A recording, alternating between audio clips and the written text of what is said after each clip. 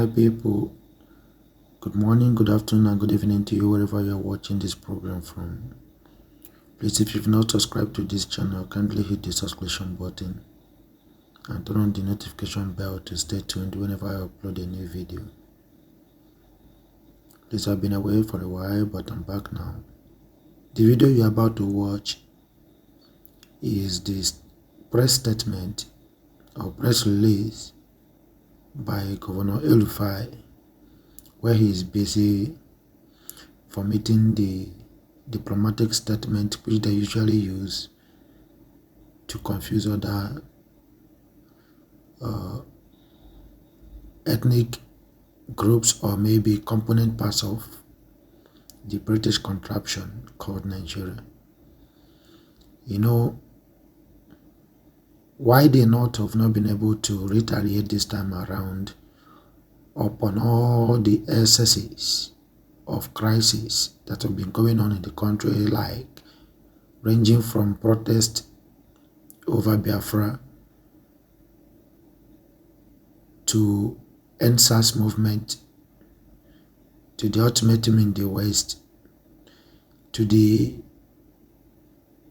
uprising against the Fulani terrorist oligarchy in the South, especially Benin area, is that they have a lot they are dealing with on their desk, and any slight provocation or revenge on the side of the North will result to exposing what they have hidden, the little they have hidden, and of course it will result to ultimate disintegration of Nigeria, because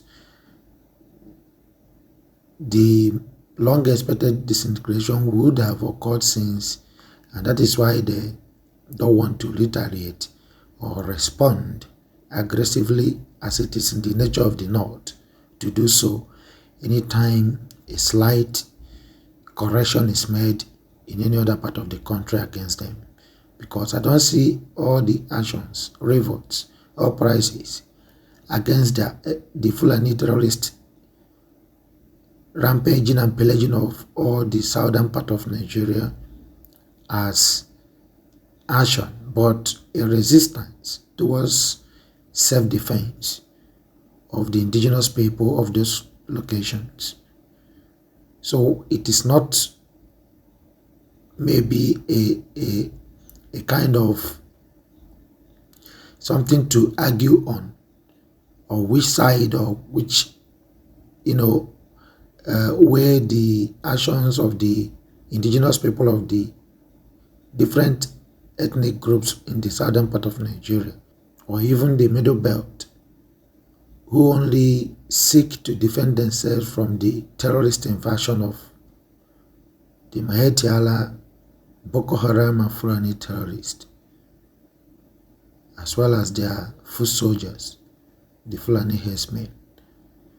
So they are trying to fight a way to stir the tension with verbal diplomatic statement. And of course, this statement is not just diplomatic in nature, but it also harbors some amount of incitement or tips, if I may use the simplest term. It incurs a lot of tips that the North will retaliate at any point in time, but or maybe that the North can retaliate as well. But why they will not do so, or they have not done so, is because, like I am telling you, of course he did mention it in the clip, but it is because they have a lot on their desk that they are fighting. One is the allegation that Buhari is dead. Two is that the unity of the country, they want to preserve it by every means. And that is why they keep lying from one lie to another.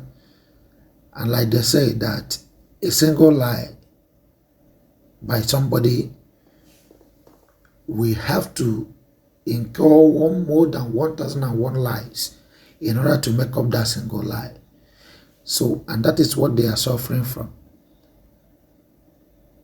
So watch the statement yourself in the press release by Nasser Erufai. The government of Kaduna State notes with great concern video clips circulating on social media platforms like WhatsApp, in which citizens of a particular ethnicity are being massacred and their properties destroyed in parts of Nigeria.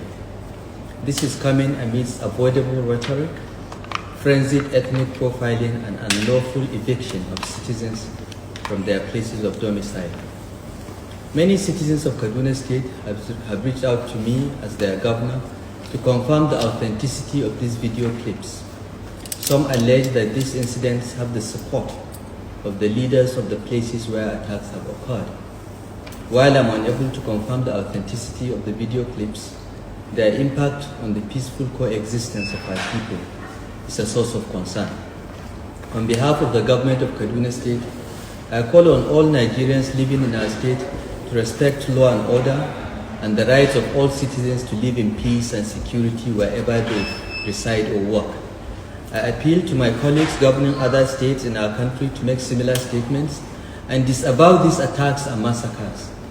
We must avoid anarchy and vigorously promote the rule of law and the right of all citizens to life, liberty, and livelihoods wherever they choose to reside. Elected and appointed leaders across the country must act on their constitutional obligations to protect all citizens, uphold order, and contribute to a climate for peaceful resolution of all issues. In Kaduna State, we are learning from decades of unfortunate and needless experiences. We have faced the tragic manifestations of the indigen-settler divide. This has been compounded by criminal activities that often have fatal consequences. But the victims of criminal actions like banditry and kidnapping in our state cut across all ethnic and religious groups. We have resisted the attempt to tar all members of any ethnic group for the criminal actions of some of their members. At all times, our government has upheld the right of every citizen to live in peace and pursue legitimate livelihoods wherever they choose. This is why we ordered the arrest of persons who issued an unlawful eviction notice to our citizens of a certain ethnicity in 2017. The impunity and calculated disregard for a common humanity that prompted such irresponsible rhetoric is sadly at play again. The genuine fears felt by people across the country for their safety and security imposes a responsibility on all leaders to ensure that these anxieties are assuaged and urgent steps taken to relieve human misery and stop the criminal actions that menace our citizens and their property. This should be the top priority. It is time for governments and leaders at all levels to step in, exercise firm action, engage people, and ensure that the responsibility these dire times demand are not derailed by those who only see opportunity for their own myopic agendas. We cannot allow, by inaction or otherwise, the reign of anarchy where fear creates a tragic momentum of violence, blurring the lines between victims and perpetrators and complicating a difficult moment. We urge our representatives in the National Assembly to expedite action on the constitutional amendments that will usher in state and community policing, as this is the ultimate panacea for effective law enforcement nationwide. We should not allow the criminal actions of insurgents and bandits to tear our country apart. We should not be seduced into the dangerous passion of blaming innocents, declaring them guilty of the crimes of others, evicting them, killing and destroying their property. In difficult times, we must uphold the right of everyone to live with security and safety. The frenzy of ethnic labeling makes solutions difficult and can only guarantee disorder, violence, and pain. Governments and security agencies must rein in all non-state actors, tackle hateful rhetoric, and protect all communities. Those that engage in criminal acts must be arrested and prosecuted without regard to their ethnic or religious persuasion. Civic leaders across ethnic and religious lines in all our communities should also help calm the heated passions of the moment, lest the few destroy the many, turning victims of crime against each other to the delight of those who do not mean our country well. We cannot quench one fire by setting more places ablaze. Let us reject the path of disorder, marginalize, expose, and prosecute all criminals and promote peace. Thank you, and God bless Kaduna State. God bless the Federal Republic of Nigeria.